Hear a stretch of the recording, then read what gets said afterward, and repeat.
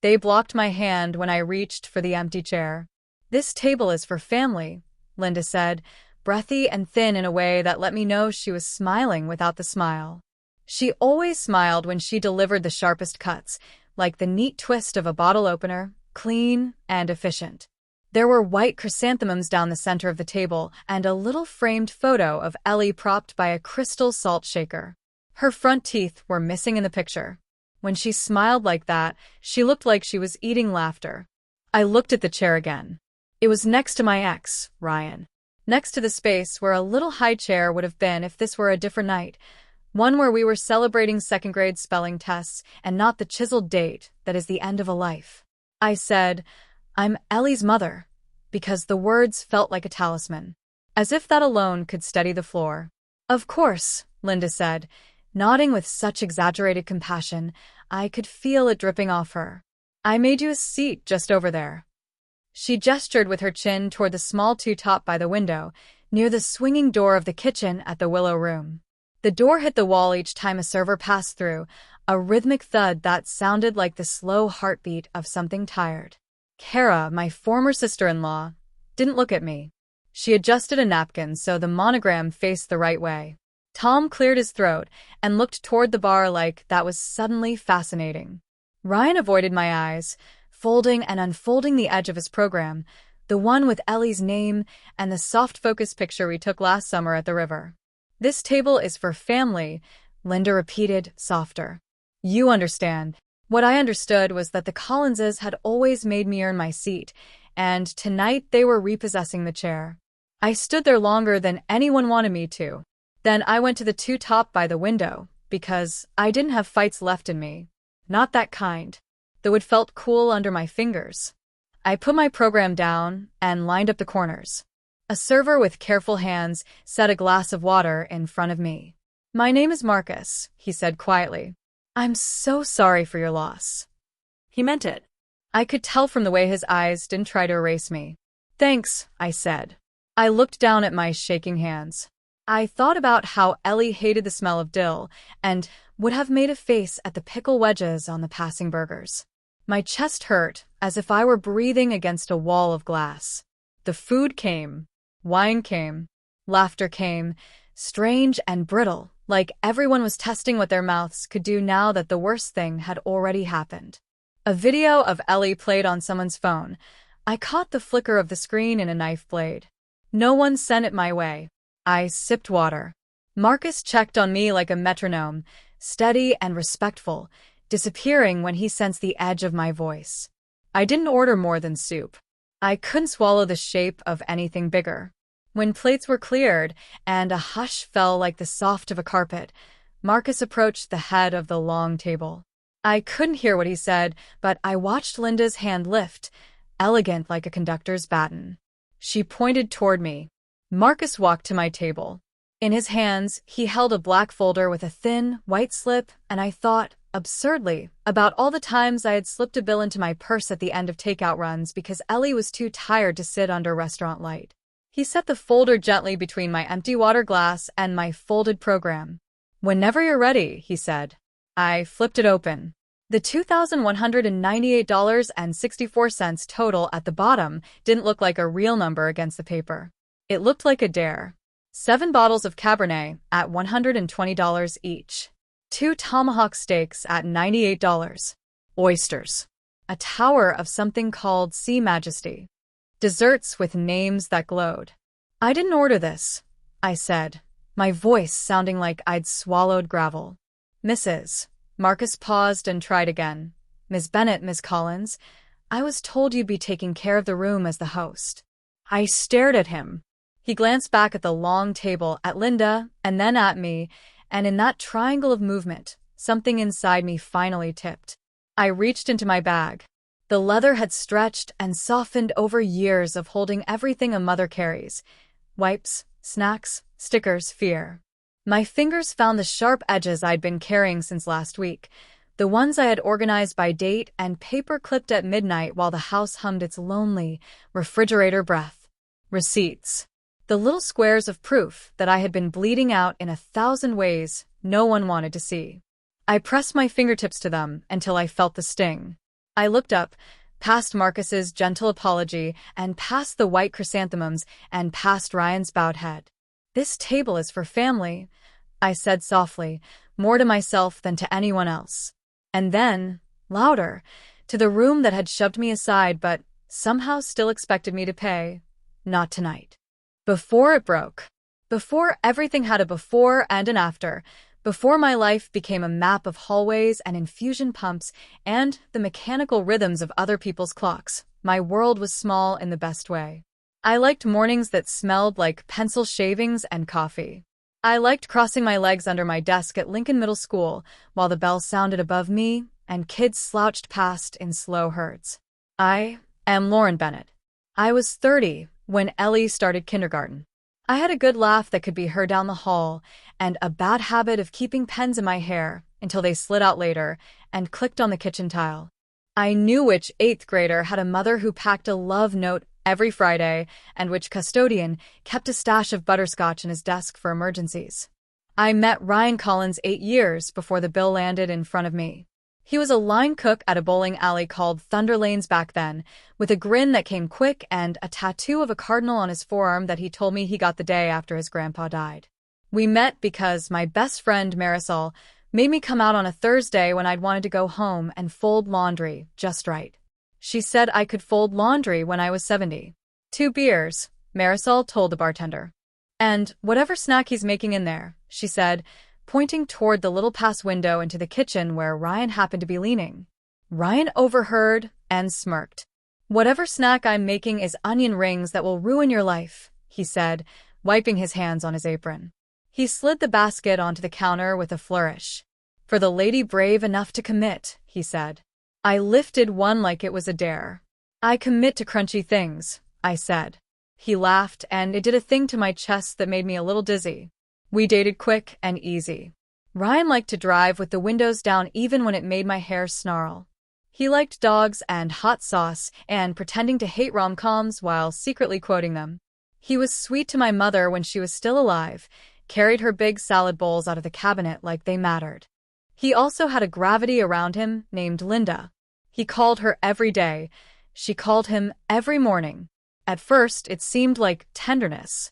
It wasn't until after we got engaged that I realized it was also a kind of surveillance.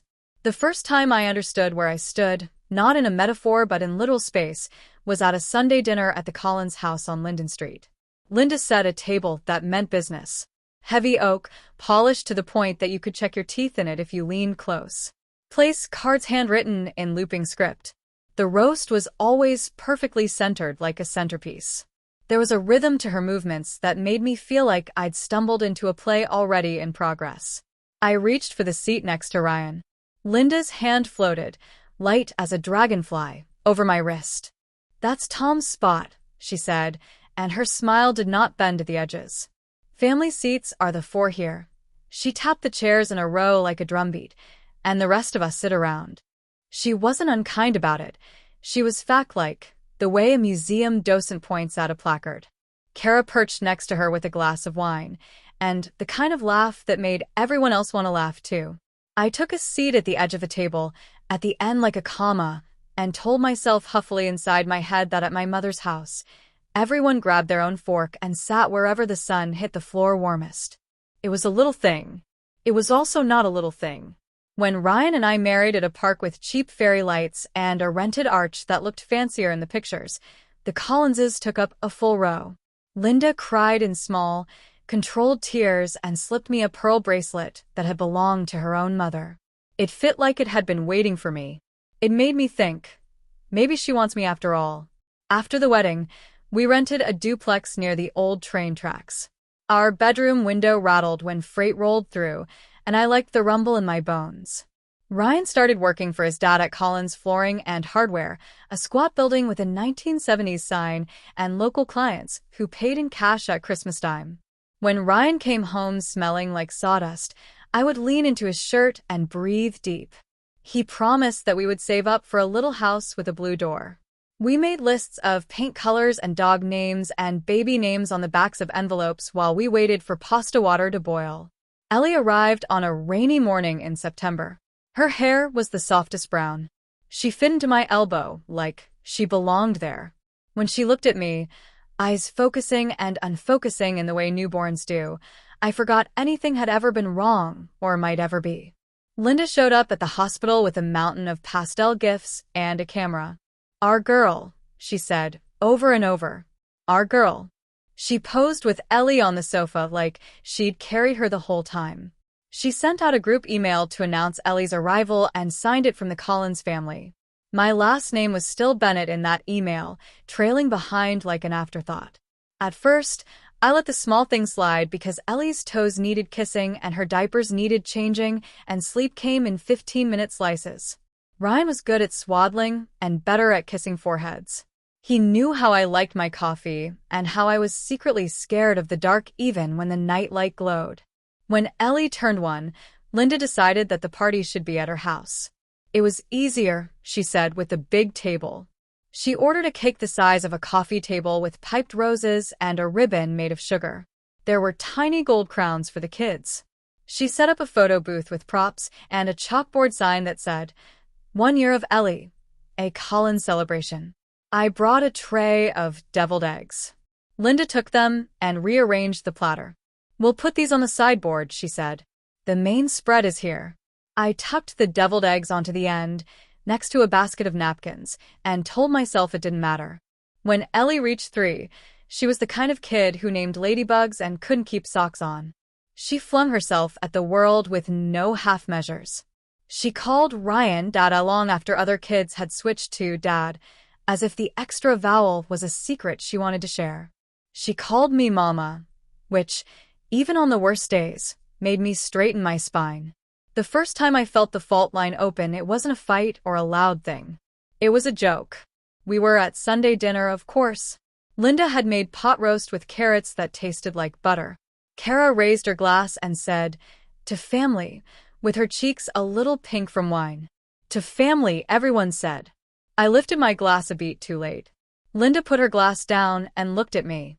"You know," she said to the table like it was a fun fact, "I told Tom that when Ryan brought Lauren around, I knew she'd either make him or break him." Kara laughed like it was cute. "And? What's the verdict?" she asked, eyes bright. "Still out," Linda said, grinning.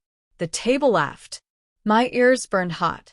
Ryan kissed my shoulder in a way that was meant to be soothing but felt like a pat for a child who scraped her knee on a lawn chair. In the car on the way home, I said, "That was mean."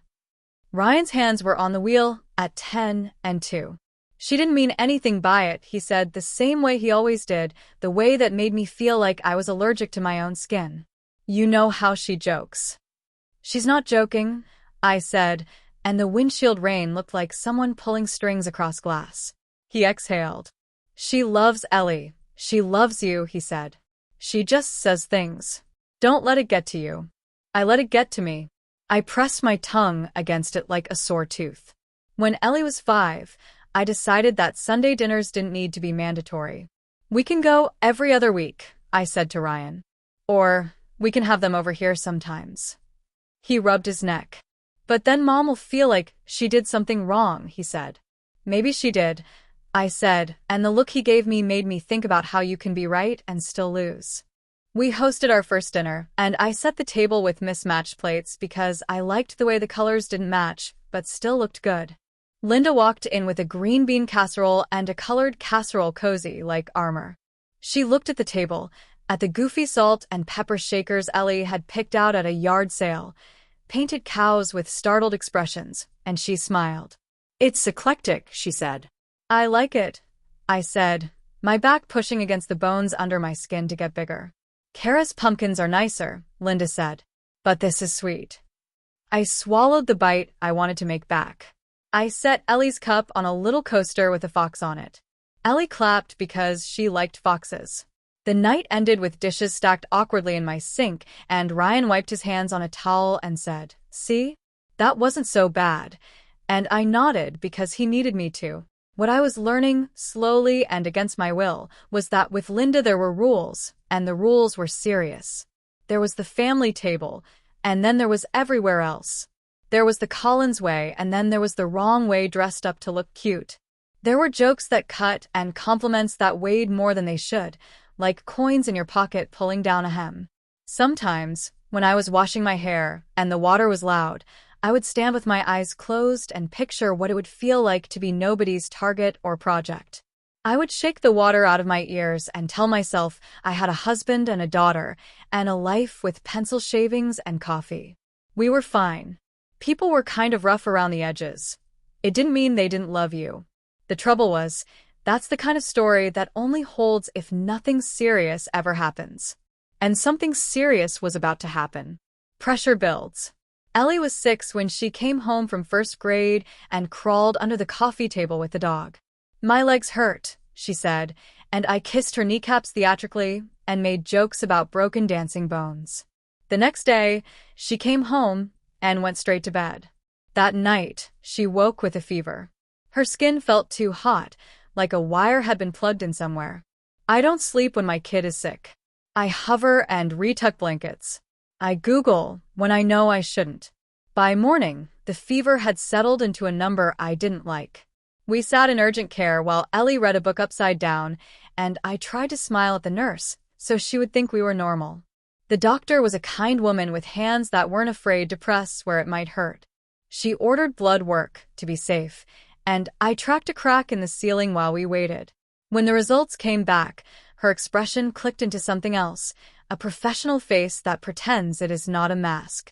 "We're going to send you over to Dayton Children's," she said, and every cell in my body stood up in unison. My chest remembered my baby. My mind remembered every article I'd ever avoided because the headline was too much. Ellie said she wanted a popsicle. The nurse gave her one. It melted onto her wrist, and she laughed when it tickled. We were admitted by dinner.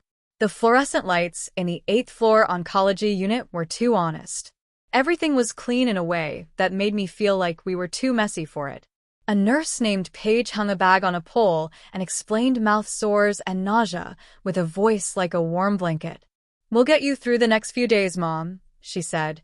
And there it was again, the name that steadied me. Ryan showed up an hour after we were admitted. He had braces on his jaw like he'd been clenching it for hours. He kissed Ellie's forehead lightly, like it might break, and then put his hands in the pockets of his jacket and rocked on his heels, because he didn't know what to do with his arms. The pediatric oncologist had a voice that grew roots through the floor. He used words that turned the room into a classroom and words that turned it into a river. Acute lymphoblastic leukemia. Most common. Good survival rates. Long road ahead. We'll start tonight. I nodded at the right times and then not at the right times. I learned the word remission like it was a prayer, and stop, I won't use that word. I learned it like it was a number to dial when the house was on fire. Linda arrived with a bag of snacks she thought were healthy and 2 pairs of pajamas in a style Ellie would never wear. "Our girl," she said, rubbing Ellie's limp hand. Kara came, and she cried the kind of tears that needed an audience. She took a picture of herself holding Ellie's hand and posted it with a caption about strength and warrior hearts. I felt my stomach flip like I'd been tossed. Ryan stood in the corner. He was the kind of man who could fix a hinge with just a glance and a sigh. He could not fix this. The not fixing of it swallowed him like a sinkhole. In the first weeks, we became experts at waiting. Waiting for numbers. Waiting for chemo. Waiting for food Ellie didn't want. Waiting for the next appointment.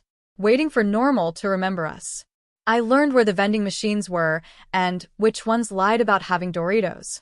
I learned that the coffee on 7 was better than the coffee on 8, and that the art on the walls could be read like a book if you looked at it long enough. Paige taught me how to swab Ellie's mouth when it hurt too much to brush. Ellie developed a crush on the therapy dog, a golden retriever named Sunny, who sighed like an old man. We watched movies with the volume low. I counted the seconds between Ellie's breaths at night, like if I counted long enough it would make them permanent. Money got weird quickly. The gas tank measured time. Copays were little teeth taking bites. I worked half days when I could, because middle school needs attendance secretaries almost as much as families need money. Marisol covered when I couldn't.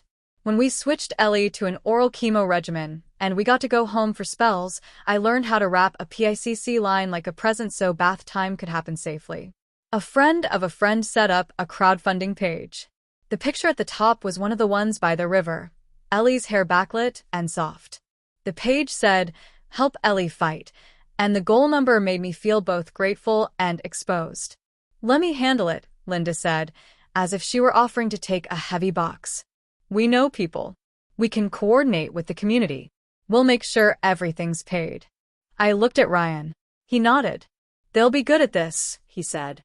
I said yes because I was tired and there were words like platelets and ANC in my head, too many to make room for fundraising management. Linda did what she promised. She was efficient, almost brilliant, at rallying people. She organized a meal train that would have fed an army. She scheduled runners for our dog when I couldn't be home. She set up Team Ellie t-shirts in purple and gold, Ellie's favorite colors, and posted pictures of kids at soccer games wearing them. She made a Facebook group that swelled to thousands. Money started coming in. When people stopped me in the grocery store to press a 20 into my palm and say, "For gas," I cried in my car and didn't tell anyone because I didn't want the story to be that I begged. Checks were made out to the Collins family, which felt like a chair I was sitting in again or being pushed from, depending on the day. Linda told me she would disperse funds for bills and send me gift cards for gas. I swallowed my need to control everything because I was already controlling whether the chemo went in on time and whether Ellie's lab work got called in before noon so the infusion center could move us up. Then little things began to itch. A letter from the hospital came with a balance that made my forehead pulse. I called billing. "A plan has been discussed with family," the woman said. "I'm family," I said. But the plan had been discussed with Linda, who told them to put a pin in it and she'd bring a check by next week. "I needed to know," I said to Ryan. He rubbed his face. "Mom's on it," he said. "It's okay." "It's not okay that people think I don't care enough to know," I said, and I heard my voice go glassy the way it does when I'm moving rooms inside my head. He put his hands on my shoulders. "You care. You're here," he said. "Let them do what they can do." I tried. I really did. But the seed assignments spilled into everything. Linda posted an update in the Facebook group without telling me first, a paragraph about how Ellie was so brave after a rough night, and I stared at my phone because I was the one who threw up that night, who held my child's head while she said sorry for things she didn't need to be sorry for. Linda added at the end, "If you're interested in the private support dinner, message me." "What private support dinner?" I asked. "We're doing a thank you dinner for the extended family and major donors," Linda said, breezy like she was describing a craft project. "It's a way to celebrate community." I tasted something bitter. "Who pays for it?" I asked, even though I thought I knew. "The fund," she said. "People like to see where their generosity goes." "It should go to medical bills," I said, slow. "Some of it will," she said. "But people need joy too, Lauren." "We do." Ellie got sick again. The numbers dipped. The ANC was low, and colds walked through our classroom at home like they owned the place, but that didn't matter because Ellie's immune system didn't have security at the door. We went back to the hospital. The loop tightened. Friends dropped off groceries. The school sent a get well banner that the whole staff signed. Marisol sat with me on the floor of the kitchen one night and let me cry into her shoulder until my nose was stuffed and my chest felt emptied out. The fundraiser kept growing. I wasn't seeing much of it. Linda said checks were being held until we consolidate. She sent me a gas gift card here and there, texted me pictures of stacks of boxes she said were full of Team Ellie merch. "I'm keeping it organized," she wrote, with a picture of a label maker like a trophy. There was a 5K in the fall. They printed banners with Ellie's face. Ellie couldn't run, of course, because of the risks, but we drove by, and she looked at the runners through the window with wide eyes and said, "All those people for me?" "For you?" I said, pressing my lips to her temple. Linda had set up a tent with snacks and a donation bucket. A local news anchor interviewed her. She said words about coming together and our girl. She did not say my name. When we got home, there was an envelope on our porch with $500 cash tucked into it and a note that said, "No one needs to know." I laughed, a dark little sound, because secrets were not in short supply. At Christmas, the Collinses hosted the traditional dinner, and I went because Ellie wanted the little felt elf at Grandma's house that she could rearrange into funny positions. She wanted the long table with a runner of pine boughs that filled the room with the smell of a tree, even though the tree in the corner was fake. Linda gave me a necklace with a tiny gold heart. "So, everyone knows you're the heart of this family," she said, and it was almost generous enough to make me cry until I realized the pendant said Collins in script, and my name was not that anymore. I was Lauren Bennett, and every time someone called me Mrs. Collins at the hospital, I corrected them quietly. At dinner, I reached for the seat next to Ryan. Linda glanced at my hand. "Let's keep the family here," she said, tapping the row. "There's more room at the end for the moms with kids." I stood there for a second that stretched. Ellie's little hand was in mine, her palm sweaty. "Mama," she whispered. "We'll sit wherever we want," I said, cheerful as sugar. I pulled an extra chair up to the corner and made a joke about being the queen and her jester. Linda smiled with all her teeth. "I swear she doesn't mean it," Ryan said that night before bed when the house was quiet except for the baseboard heat snapping. He was so tired he fell asleep mid-conversation. I stayed awake staring at the ceiling, feeling the root of something bitter curl up under my ribs. The night that snapped me in half didn't come with any fireworks. It was February, gray and ordinary. Ellie had a low-grade fever that wouldn't quit. Paige's voice on the phone had been gentle. "Bring her in," she said. "We'll check labs and maybe keep her overnight." We landed in room 812, and Ellie's cheeks looked wrong, mottled and too bright. I sat on the edge of the chair with my forearms on my knees because I didn't trust my back to hold me up. Ryan said he needed to run home to grab some things. He kissed Ellie and disappeared into the elevator, and I stared at the doors as if I could force them open with my eyes. An hour later, Ellie's blood pressure dipped in a way that made the monitors do a song I never wanted to hear. Paige appeared like a magic trick and then not like a magic trick at all. She was real and precise. Suddenly, there were so many people around my child's small form that I couldn't see her face. My body went cold. A resident's hand found my shoulder. "You can stand here," she said, guiding me to the head of the bed where I could see Ellie's eyes. "Hey, baby," I said, calm and soothing like a fake calm in a storm. "Hey, I'm here." I texted Ryan, "Get here." He wrote, "On my way."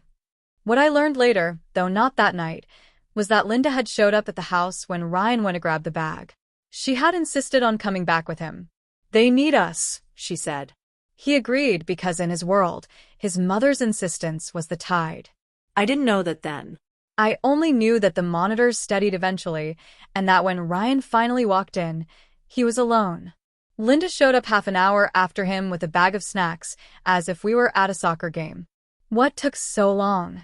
I asked before I could sand the edges off my voice. "I got stuck behind someone at the light," he said, flustered, and Linda said, "The roads, you know."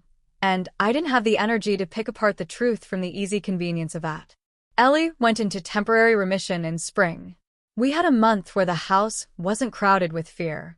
We sat on the back steps and let the sun do all the things it does to the mood of a human being. Ellie drew pictures of birds with skinny legs. I planted tomatoes. I pushed away the itch that said the other shoe was going to fall like a roof. In May, I found a charge on the fundraiser bank account that looked wrong. It wasn't my account. Technically, it was set up in Linda's name with the Collins business account as a pass-through. She had added my email address as a viewer at my insistence. I logged in late at night when insomnia felt like an illness of its own, and there it was, a $428 charge to something called Copper Willow Salon. I stared at it, and then I stared at my own hands as if they could solve what to do with this information. I texted Linda, "What's this?" She replied in a minute. "Kara got a cut and color before the news interview. We wanted to look presentable. Optics matter, Lauren." "Optics," I said out loud at my kitchen table, and my voice did a thing I didn't recognize. "That's donor money," I wrote back. "It's Team Ellie money," she said. "It's all for her." I didn't respond. I sat with the cold knowledge under my tongue like a penny. I told myself it was a mistake that wouldn't repeat.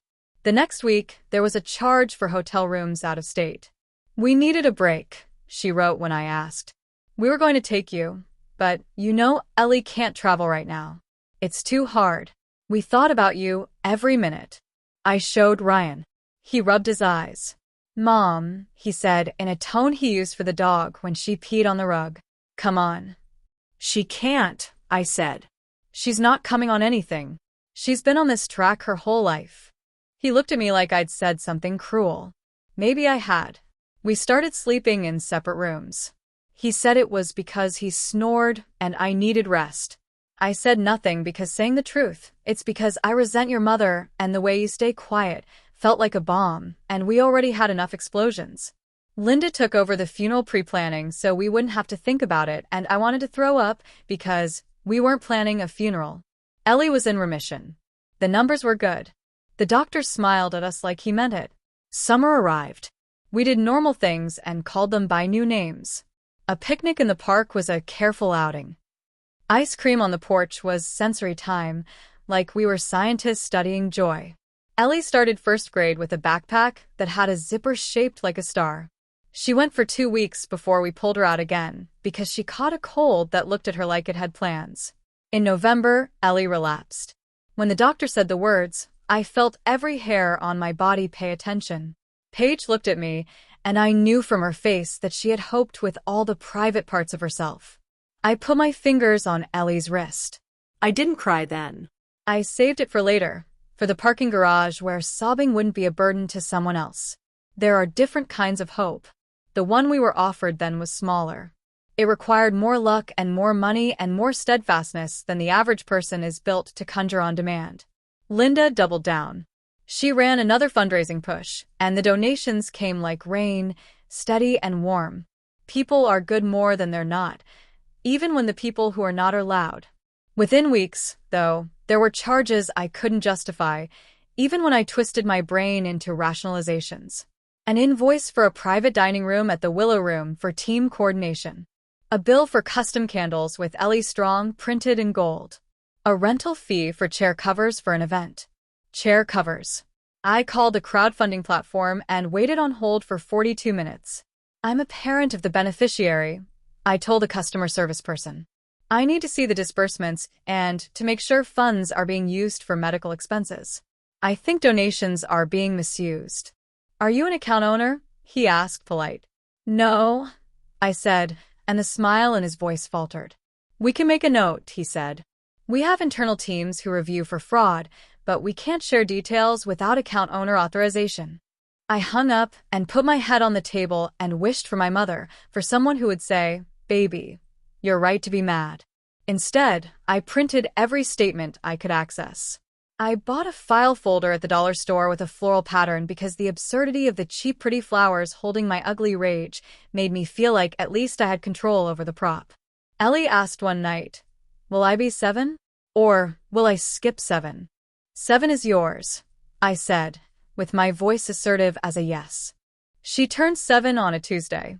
We held a party at home with a unicorn cake that was actually 2 cupcakes pushed together because she didn't want a slice. She wanted a whole and a whole together. Linda invited friends without asking me.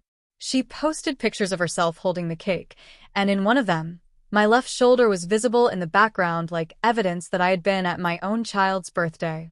Ryan and I slept in different rooms more nights than not. He was good to Ellie. He held bowls when she was sick and carried her to the car when she was heavy with meds. When he looked at me, though, there was a gap I could not cross on foot. We separated in the spring. We told Ellie we were going to live in 2 houses because that way we could be the best versions of ourselves, and she nodded like she understood, which was its own kind of grief. I moved into an apartment on Linden Ridge, not far from our old house. It had a balcony with fake wood boards and a view of the parking lot. I pressed potted herbs against the railing like offerings. Our custody arrangement was complicated by chemo schedules and the consistency of my presence as the one who knew the medication chart. I had Ellie most of the time. Ryan took her on Sundays and some weeknights when she felt up to moving. He brought her to his parents' house, where the head table was still the head table and the jokes were still the jokes.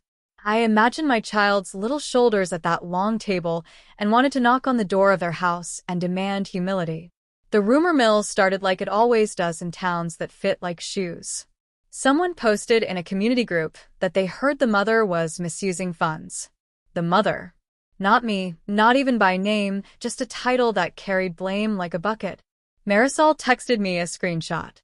"Do you want me to go to war?" she wrote. "No," I wrote back. "I want them to say it to my face." They didn't. Someone left an anonymous note in my mailbox that said, "People are hurting too, you know. Don't be so dramatic online." I hadn't posted anything except updates about Ellie's counts and requests for book recommendations for 6-year-olds who couldn't go to school. I wasn't dramatic online. But inside, my blood was practicing arson. Ellie's relapse progressed fast. We tried second-line treatments that made her cheeks puff and her hands shake. She stared at me like I had answers, and I showed her my open palms. Paige told me straight, because that's the thing about nurses when they're good. They tell you what they think you can survive hearing. "We're going to keep her comfortable," she said one afternoon while the light slanted just right through the blinds. "We're going to keep her pain controlled. She will be loved every minute." "I can do love," I said, hoarse. "I can do that." Linda leaned in harder. She planned a celebration of Ellie's life, well before the funeral. She told me it would be less bleak than a service. She booked the Willow Room for a family dinner for when people came in from out of town. She made an event page and invited donors.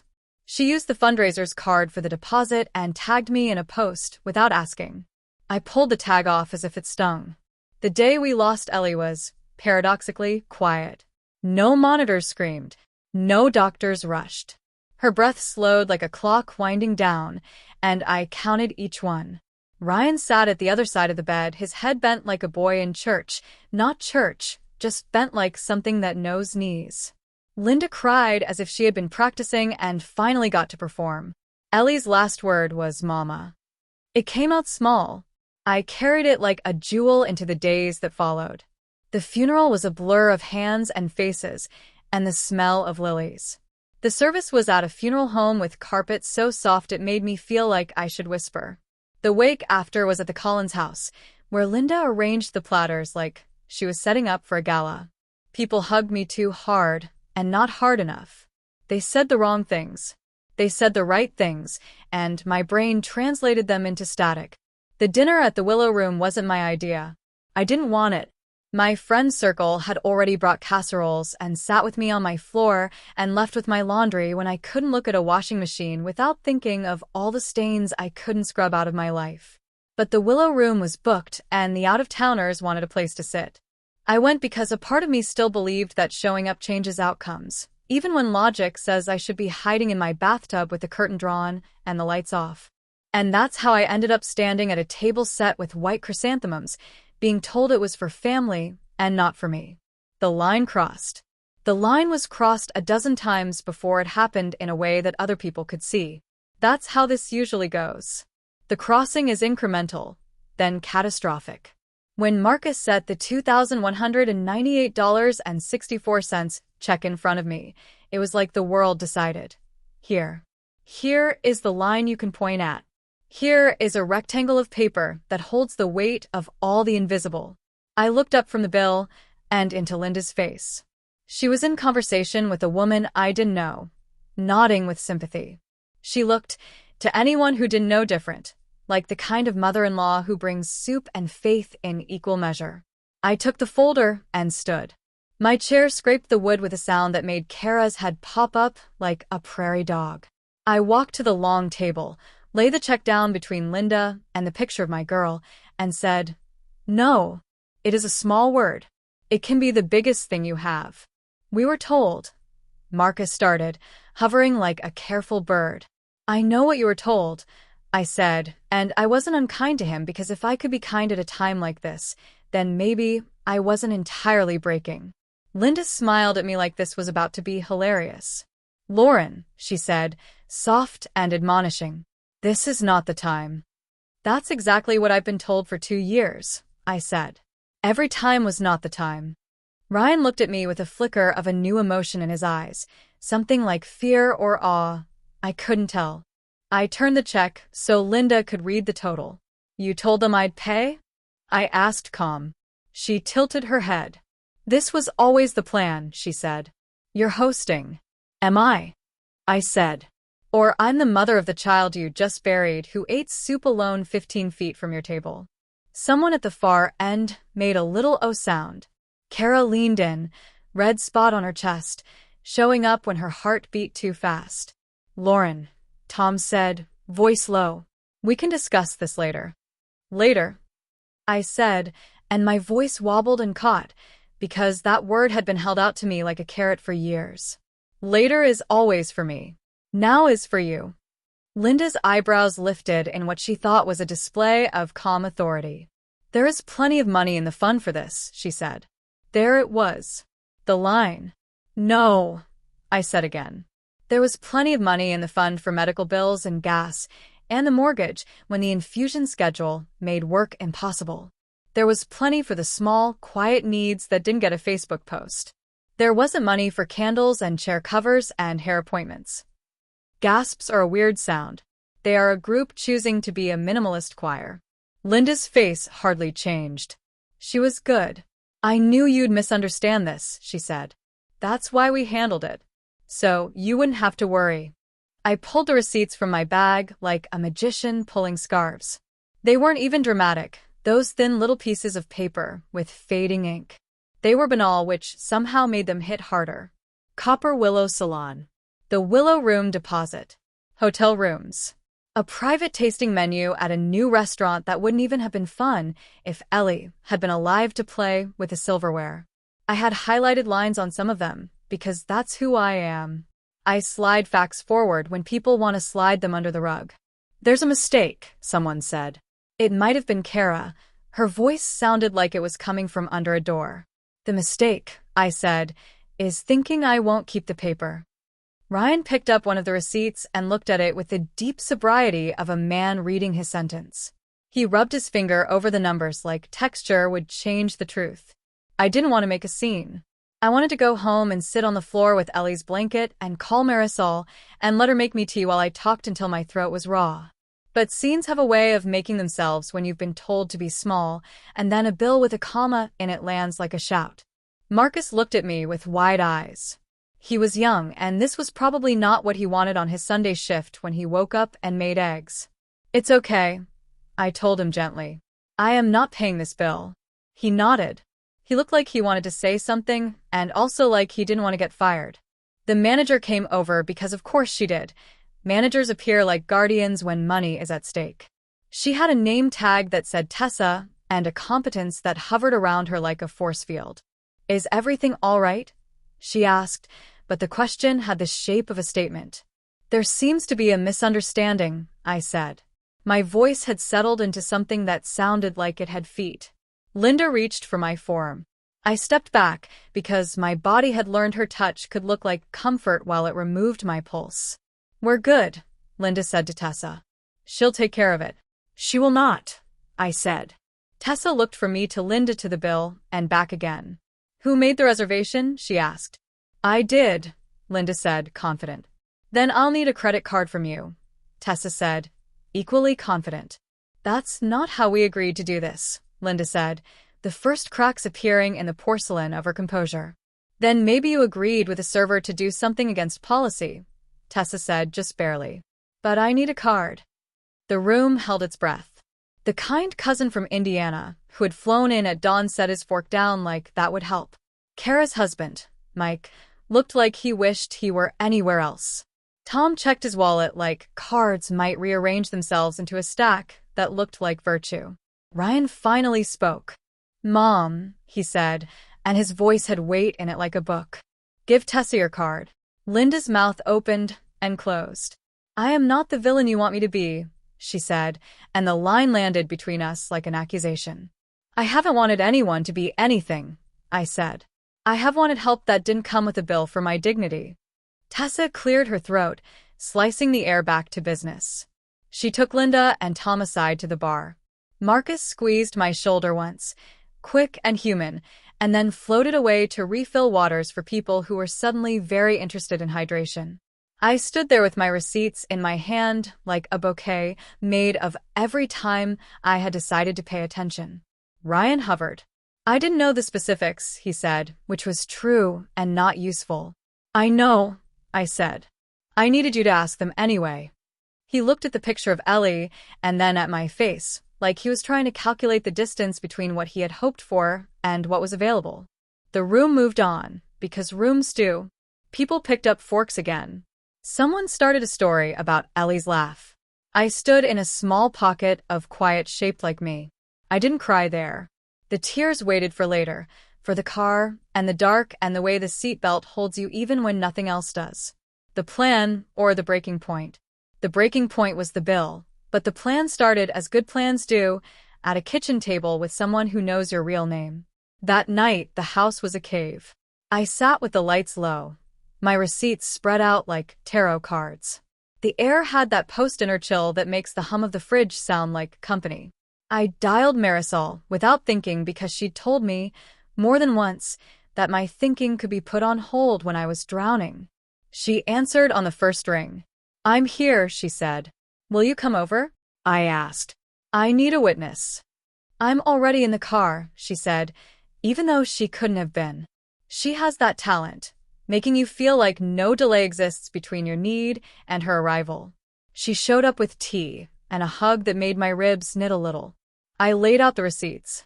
I told her the story of the Willow Room and the way Linda had looked at me like I was being unreasonable in front of her donors. Marisol didn't talk while I talked. She listened. She has small hands that look delicate and are not. She picked up each little slip of paper and turned it over like she was checking the underside for hidden meanings.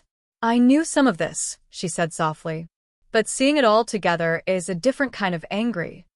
"I need help," I said. "Not from them. From someone who can tell me how to make this mean what it should mean." She leaned back. "Legal aid," she said. "We have a family who used them when their landlord tried to keep their deposit. They were good." "This isn't a deposit," I said, trying to make a joke, so I didn't have to admit how the word legal made my palms sweat.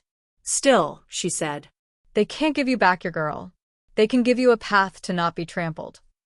I made the appointment for the next day. The woman who answered, her name was Trina, found me a slot with an attorney named Alyssa Chen. "Bring documentation," she said, and I looked at my little forest of documentation and laughed in a way that scared both of us through the phone. Alyssa's office was on the second floor of a building that used to be a city school administration building. The waiting rooms smelled like photocopies and peppermint. There were posters about tenant rights and child custody laws pinned up with thumbtacks. I sat on a chair with metal arms and imagined Ellie's feet swinging if she were in the next seat, which was a dangerous thing to do, and I did it anyway. Alyssa was young and tired in the way only public service can make you. She wore her hair in a bun no YouTube video could teach. She had a coffee mug with a chip on it that made me want to protect it. "Talk to me," she said. I told her everything. The fundraiser, the control, the receipts, the dinner, the way the family had used the word family as a VIP rope they tossed over my head and pulled tight. She nodded. She wrote notes in a notebook with a fountain pen, the ink black, decisive. She asked questions that pulled the story out of me in lines I hadn't traced out loud. "Do you have access to the crowded fund platform?" "Limited," I said. "Have you spoken to the platform about misuse?" "Yes." "They can't share." "Do you have text messages?" "Screenshots would be best." I smiled without humor. "You're speaking my language."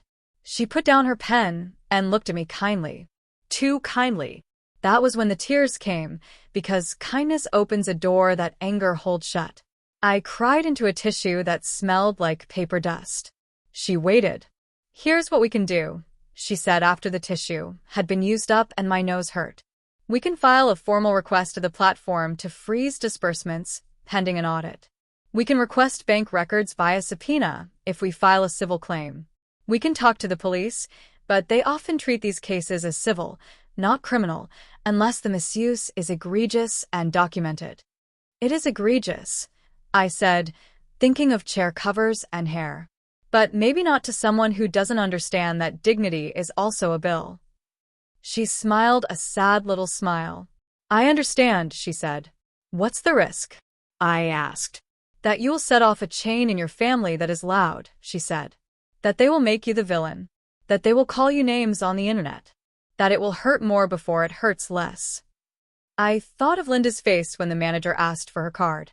I thought of Ryan's look like he was seeing a ghost and trying to decide if it was a good one. I thought of Ellie, how she once said, "People can't see my bones, but they're still there," and I nodded because this was the same. "I want a record," I said. "I want someone somewhere to write down that this happened." Alyssa nodded. "Then let's start." We drafted a letter that afternoon to the platform, to the bank, and to Linda herself. It was factual and unemotional in the way good legal letters are. It made me feel like there might be a floor under my feet. Then circumstances shifted in a way I couldn't predict. The Willow Room dinner, it turned out, had been paid with Linda's card under protest, and after an argument at the bar that I was glad I hadn't seen. The bill had created a crack. People at the table saw it. They talked about it later. The cousin from Indiana texted Ryan that night. "Hey man, not my business, but paying for a feast after a child's funeral with donations is not right. Small ripples can become waves if the wind catches them." Linda called me the next morning. "I cannot believe you embarrassed me like that," she said without preamble. "I didn't embarrass you," I said. "The choices you made embarrassed you." "You've never understood how to be gracious," she snapped. "Graciousness would have been inviting me to sit at the table with my child's picture," I said. "Graciousness would have been not spending donor money on steak while my refrigerator had a list on it of which bills could wait." There was a sharp breath on the other end. "You should be thanking me," she said. "We did everything for you. For Ellie. While you were, whatever it is you were doing, we were taking care of the details." "I was taking care of Ellie," I said. "I was sitting in chairs with no cushion for 16 hours a day. I was asking questions about side effects and holding her hand while they put things in her little body that hurt. The details were not the details." "You sound hysterical," she said. It landed like a slap, the old word that men use when they want to make women too emotional to believe. I hung up. I stared at the phone like it was a wild animal. I wanted to throw it into the sink and pour water over it until it fizzled. Alyssa filed the requests. The platform responded within 3 days. "We have placed a temporary hold on disbursements, pending documentation from the account owner. Thank you for your concern." Linda texted me screenshots of emails that said she was being attacked. "You did this," she wrote. "You will destroy this family." "I didn't destroy anything," I wrote back. "You did. You did, and you smiled while you did it, and you told me it was for my own good." I could have stayed in the drafting of letters and the stacking of paper for months. Grief likes to make you a librarian of your own loss. But I had a bigger thing to do. I had to answer the calls from a funeral home that had sent me a bill for floral arrangements I hadn't ordered. I had to return the lasagnas people left in foil pans and say, "Thank you, but please stop. My freezer is a time capsule, and I am trying not to get stuck in it." I also had to decide what to do about Ryan. He came over with a bag of Ellie's things the second week after the dinner, and he set it down on the couch like it might bite. He looked rough in a way that wasn't handsome.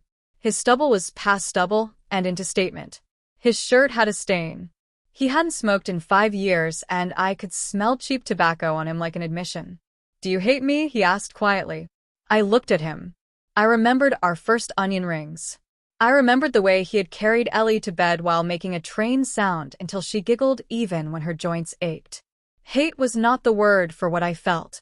"I don't hate you," I said. "I want you to choose better." "I didn't understand," he said. "I didn't want to see it."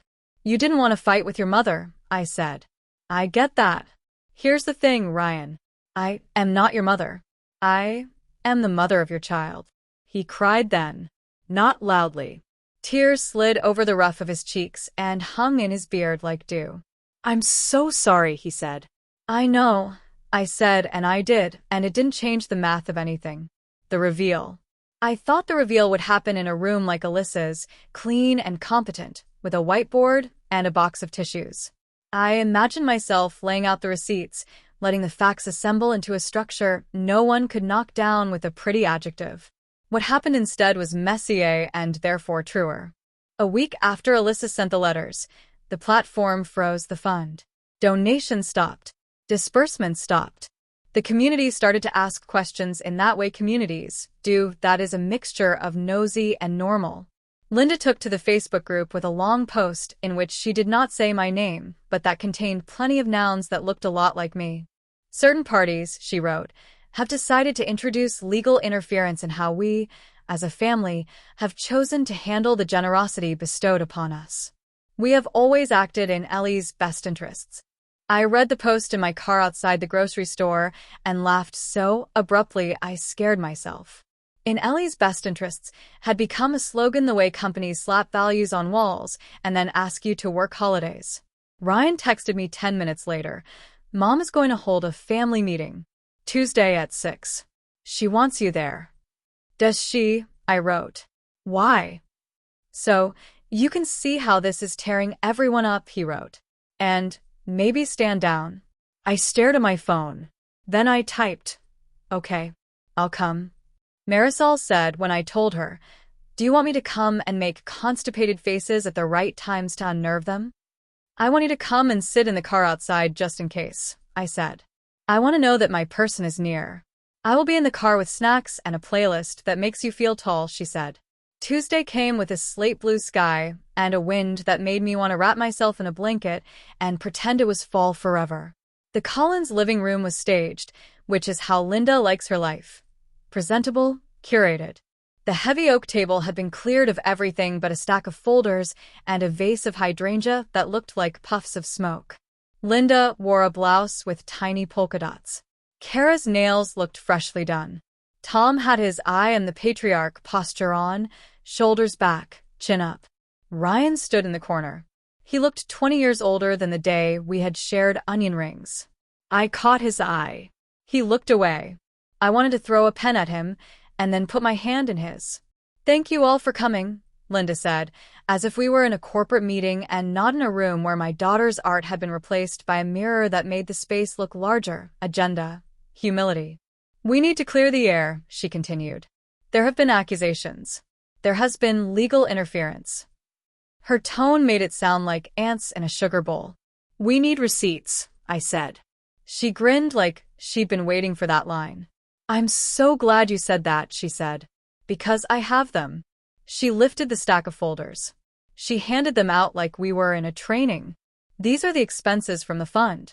You can see how much has gone to hospital bills, to gas cards, to meals, to care packages for the staff at the hospital. Care packages for the staff, I said, and I heard the acid in my tone, felt it dissolve something good in me even as it burned. You used donor money to buy cookies for nurses instead of the bill that came to my house with final notice in capital letters? They work so hard, Linda said, and she meant it, which is what made this so pernicious. And people like seeing tangible kindness. It builds momentum. Momentum, I said softly. Like gravity. She went on. We paid for the retreat we took as a family to heal. We paid for the celebration at the Willow Room after the funeral, because people needed closure. I couldn't help it. I laughed again, the sharp bark of a sound that pulled everyone's eyes. You paid for closure with other people's money, I said. And you charged me for the privilege.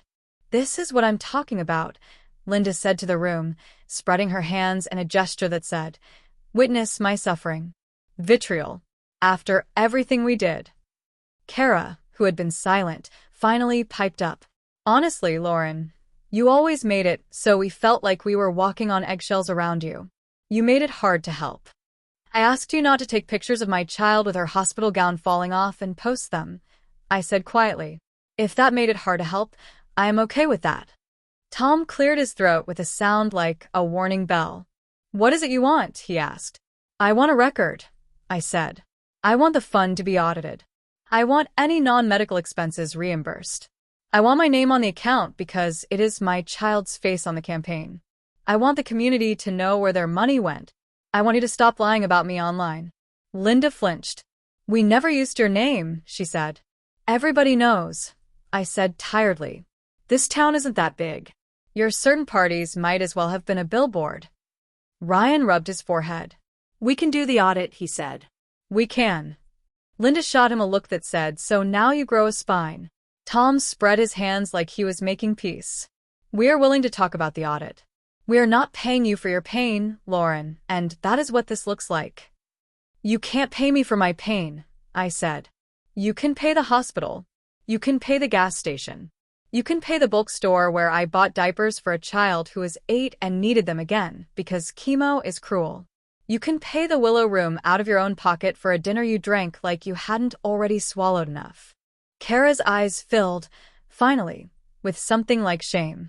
I didn't think, she said, and the sentence petered out like a battery dying. Start thinking, I said. Linda pushed her lips tight. We did nothing illegal, she said.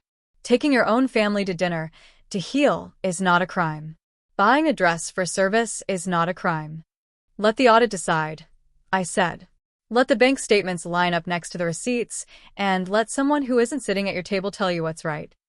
We went round and round. There were raised voices. There were quiet, lethal sentences. There was a point where I stood to leave, and Ryan asked me please to stay because he wasn't done being brave and didn't want to be brave alone. We ended with a thin agreement. They would allow Alyssa to request disbursement details. They would grant me co-ownership of the account if the platform allowed it. They would publish a public statement summarizing expenses to date. It felt like a half measure. It was. Half measures are scaffolding, though. You build something later on their bones. The next week, the platform sent a reply. They had reviewed the account. Disbursements to date had included $13,480 to hospital bills, $2,600 in gas cards, $4,900 in meal trains and groceries, $1,200 in care packages, $9,000 in family wellness, which included a 3-night stay in a resort listed as therapeutic getaway, $2,500 for event rentals, $1,000 for media preparation, which appeared to be the salon and makeup appointments, $2,200 for the dinner at the Willow Room. I read the numbers like they were foreign language and then found the shape of them in English, and the shape was this. They spent money on things that made them feel like the main characters. Alyssa drafted a demand letter based on the platform's response. We are seeking reimbursement of non-medical expenditures and a public accounting, it said. It was clean and unemotional. It was also a grenade. The fallout began even before the letter landed in Linda's inbox. Fallout. When you throw a rock into a pond, there are circles you can predict and circles that surprise you. The first ripples hit the Collins family group text.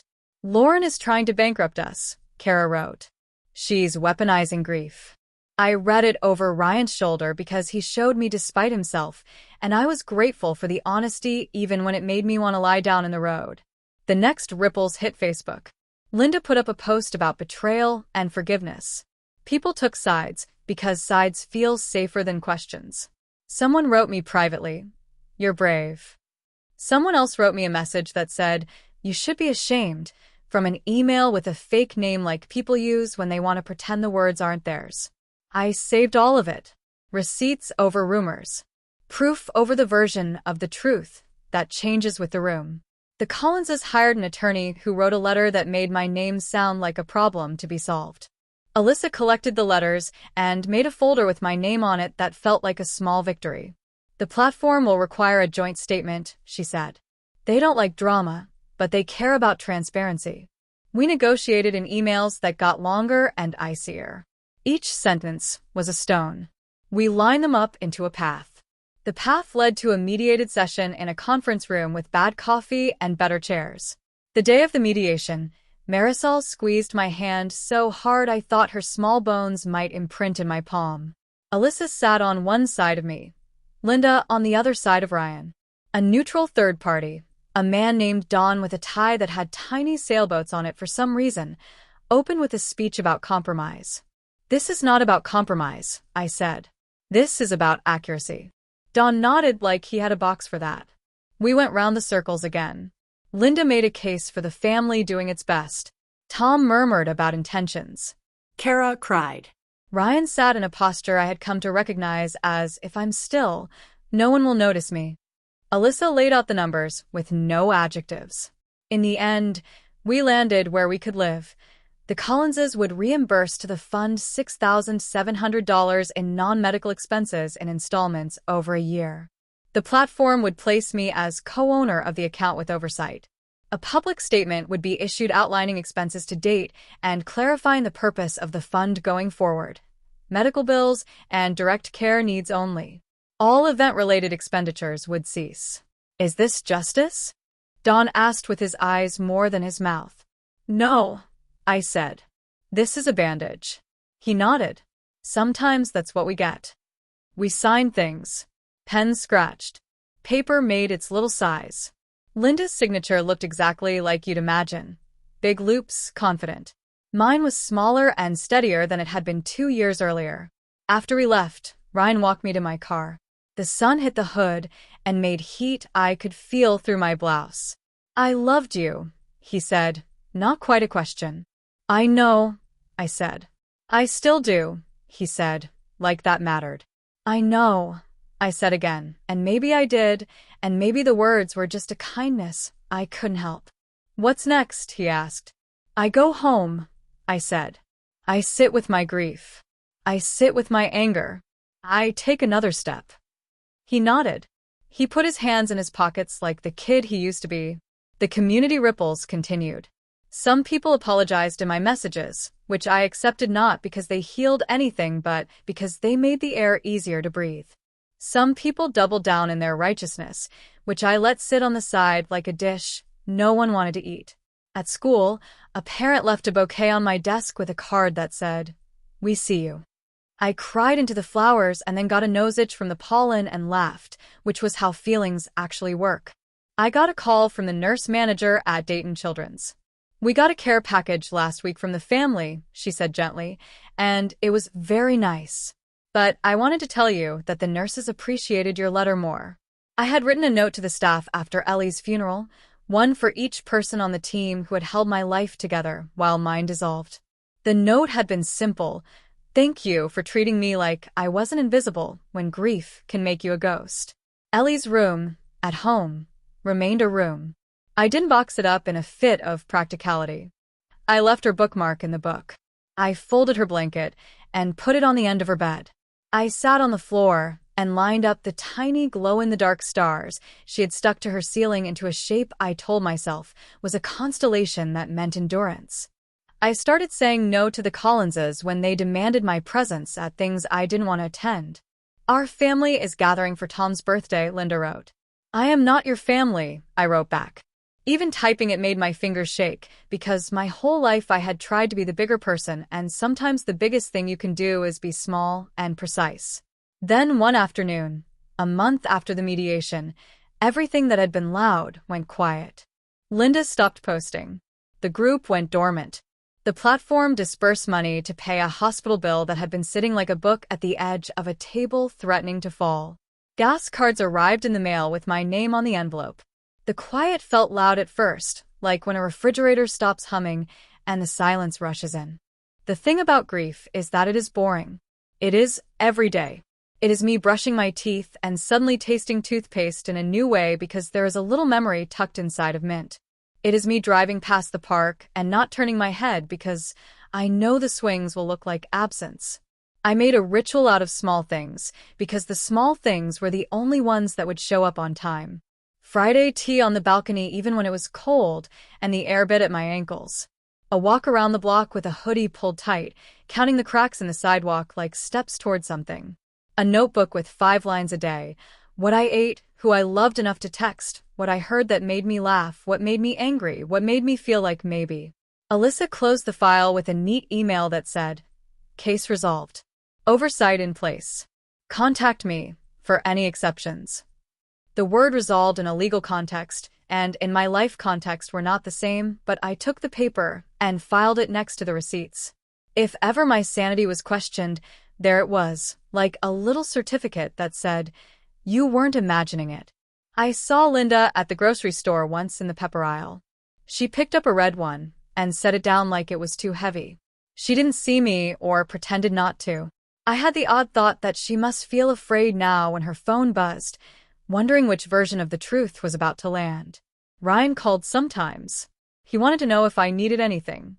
He was moving into a smaller apartment. He wanted me to know he was going to see a therapist. He wanted absolution, and I gave him what I could honestly give, which was limited and real. People asked me if I would ever reconcile with the Collinses. "They're still Ellie's family," one woman said, well-meaning. "They are," I said. "And Ellie is gone. And sometimes family is the people you would choose if you could." At school, I returned to a rhythm I had missed. Kids rolled their eyes at parents. Parents rolled their eyes at kids. The bell still told time. The custodian still had butterscotch in his desk, and he put one in my palm without words. I joined a grief group at the library on Tuesday nights because Tuesdays were the worst. The group met in a brutalist building with bad carpet and good chairs. We sat in a circle and didn't tell each other how to feel. A man named Charles talked about his wife's sunglasses in the glove compartment he couldn't move. A woman named Jen brought a crocheted blanket she could only sleep under now. I brought nothing because everything I had was inside me like a hurricane. I pressed my hands against my legs when it was my turn and said, "My daughter died in July. She was 8. I had to fight my ex's family for the right to steer her story. I don't know how to exist without a small person who knew my laugh from across a grocery store." They nodded. People who have been to the edge don't ask you for a map. They make a chair for you and say, "I have extra water." The Willow Room sent me a card. "We're so sorry for what happened," Tessa wrote. "We didn't know. We learned. Your courage at that table reminded my staff that people matter more than policy."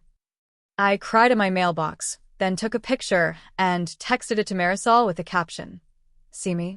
She sent back a picture of her face with a fake mustache drawn on with eyeliner, and I laughed a messy sound. I took Ellie's purple t-shirt with the Team Ellie logo and cut it into strips to braid into a tug toy for the neighbor's dog. It felt like sacrilege at first, and then like a ritual worth inventing. Turn something that was misused into something that gives joy. The money left in the fund went to pay off the rest of the medical bills. With what was left after that, I asked Alyssa if we could set up a small scholarship at Lincoln Middle School for kids who want to join the art club but can't afford the fee. "Ellie liked markers," I said, and Alyssa didn't smile at the understatement. She nodded, serious, as if we were discussing a treaty. In September, on the 1-year anniversary of the day my life split, I sat on the back steps with a cupcake with too much frosting. I lit a candle. I thought about the way Ellie's mouth shaped the word mama. I let the wax drip onto my fingers and didn't flinch. I don't forgive the Collinses. I don't not forgive them. Forgiveness is too tidy for what we lived. I set boundaries. I keep records. I answer calls when I'm up for it. I block numbers when I'm not. I let myself be inconsistent, which is a luxury I earned with every file folder and every no I said with my heart pounding. When I think of the Willow Room now, I don't think of the bill. I think of Marcus's gentle hands and Tessa's quiet insistence on policy in service of people. I think of the way I stood up and heard the chair legs drag and did not apologize for the sound. I picture another table now. It's round, outside, with sunlight through leaves making everything dappled. The chairs are mismatched. The plates don't match. The people seated there are the ones who showed up. Marisol, Paige, who I ran into at the farmer's market and hugged so hard we both made a noise, Alyssa with her chipped mug, the school custodian with butterscotch in his pocket, the neighbor who took my trash bins to the curb without telling me, the nurse manager who called to say my letter mattered. On that table, there are no place cards. There are little cards that say, "Take what you need. Leave what you can." Next to my plate, there is a folded receipt. It's blank. I keep it there to remind myself that some things don't need to be paid for, and some things do. Epilogue artifact, a letter, journal entry, or voice memo relevant to the story. Voice memo, for Ellie, recorded on my phone on a Tuesday night in October, from the car parked at the river lot where we used to throw pebbles and make wishes. "Hey, Bug. It's me. It's Mama. I'm sitting in the car where we used to put our bare feet on the dash and pretend we were brave pilots. The river is doing that thing where it looks like it's moving and staying still at the same time. The willow trees you loved are doing their dance. There's a dog across the lot who looks like he knows every secret. I brought one of your hair ties because I can't help myself. It's the purple one with the tiny silver thread that looked like it had starlight woven in if you held it just so. I wrapped it around my wrist. It digs in. I like that it digs in. I said no at a table the night we said goodbye to you, and I wish you could have seen it. Not because I was dramatic, because I was finally clear. They told me this table is for family, and the sentence landed like a joke from a movie that thinks it's funnier than it is. I wanted to laugh and cry and throw a plate, all at once. I did none of those. I said no. That felt like a door in my chest opening.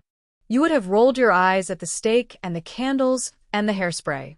You would have asked for chicken tenders and then eaten one bite and asked for ketchup and then not used the ketchup and then dipped your fingers in it because you liked how slippery it felt.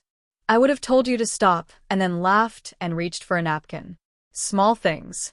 A woman at the hospital sent a thank you card for the letter I wrote. I took a picture and texted it to Marisol, and she sent me back a selfie with a mustache drawn on her face with eyeliner. You would have loved it. You would have asked me to draw a mustache on your lip and then run to the mirror and gasp at yourself, dramatic as a dancer. You were very, very good at gasping with joy. I didn't think the fundraiser would become a weapon. I thought it would be a bridge. Sometimes people build bridges and then decide who gets to cross. I got a lawyer. Her name is Alyssa, and she has a coffee mug with a chip that she will not replace, and she helped me draw a map. The map says, "Nothing crosses this without my permission." I wish I had gotten a map for you before you needed one. I did my best, baby. I did my best. I took your purple t-shirt and cut it up and made a toy for the neighbor's dog. Sacrilege and sacrament are cousins, I've decided. The dog is very grateful. He thinks Tug is the best invention. He would have liked you because you would have named him something ridiculous like Gerald and convinced everyone it fit. I'm making a small scholarship at my school. For art kids. Because markers matter to you, and because sometimes the only thing standing between a child and a thing that feels like oxygen is $20. I want to be the $20. I think you would approve. I still say your name out loud when no one is in the room. I still smell your pillow. I still reach for the back seat when I brake too hard and there's nobody there to catch. The seatbelt still locks. I still make tea and forget to drink it until it's cold and then pretend that was the plan. When I get really quiet, I can hear you giggle. I don't mean in a spooky way. I mean in the way my bones remember joy. Your giggle is in there like a bell. Sometimes I wear shoes that make a click on the floor, and I pretend it's the bell ringing and I walk faster, so I can hear it again. They say time takes care of things. Time is a terrible housekeeper. It leaves crumbs everywhere. I take a dustpan to the day and sweep what I can into the trash and label what I can't. This is happening. This is grief. This is love that didn't get a body to stay in, so it's living in mine. I love you with everything I have and everything I hope I have left. I will keep saying no when the answer isn't love. I will keep saying yes to every version of you that shows up in birds and purple things and children with marker on their fingers. I will meet you in the willow shadows when I need to remember that the water moves. Okay, Bug. That's all for now. Mama loves you. Bye. What I learned. Records don't make you petty. They make you prepared. Every receipt I tucked away was a future I could point at when the past tried to rewrite itself with flattering light. People show you who they are when you are at your tiniest. Believe them.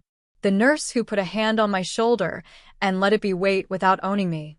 The manager who asked for a card because policy isn't just a word.